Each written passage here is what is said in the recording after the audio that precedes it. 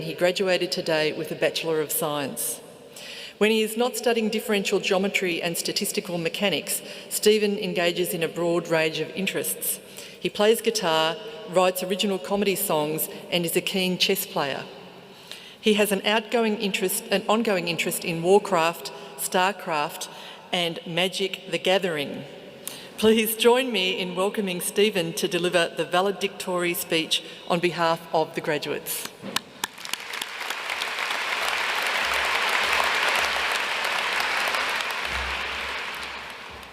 Chancellor, Vice-Chancellor, distinguished guests, academic staff and fellow students, it is an honour and privilege to speak today before a group of talented and ambitious students.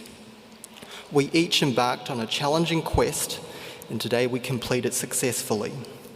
Each one of us is now better equipped to meet the challenges of the world than when we began.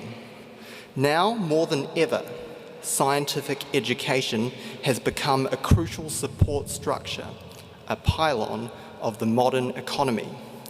Today, we metaphorically construct additional pylons. For me, this quest has unlocked new skills and talents. I leveled up my intelligence through the experience I gained. I learned 3 important lessons about life while studying applied mathematics at the University of Melbourne. Firstly, I learned that approximations are not only acceptable but essential. Very few problems have exact one-line solutions. If we insist on a silver bullet answer, then many important problems would remain unsolved.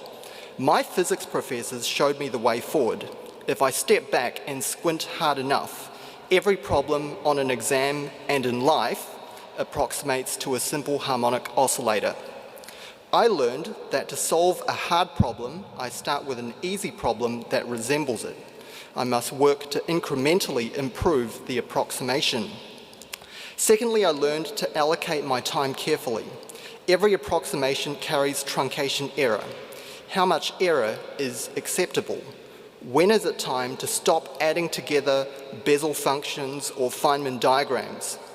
To quote the wisdom of Professor Arun Ram, it depends on how many marks the problem is worth. 6 months ago, I sat my quantum physics exam in this building. 3 hours was barely enough time to answer all the questions about simple harmonic oscillators. But when I walked out of the exam, I realized at 30 years of age that the clock was still ticking. There are other harmonic oscillators in the world outside the exam hall that need to be solved. I learned that true wisdom is knowing when it's okay to stop refining an approximation and move on to the next problem. Thirdly, I learned through the friendships I created that the University of Melbourne educates an amazing cohort of men and women year after year. Many graduating students sitting before me today will become influential voices in deciding the path we take as a society. I want to finish by asking every graduate to affirm their commitment to justice, extend the same opportunities and the same standards to all people, independent of gender or skin colour.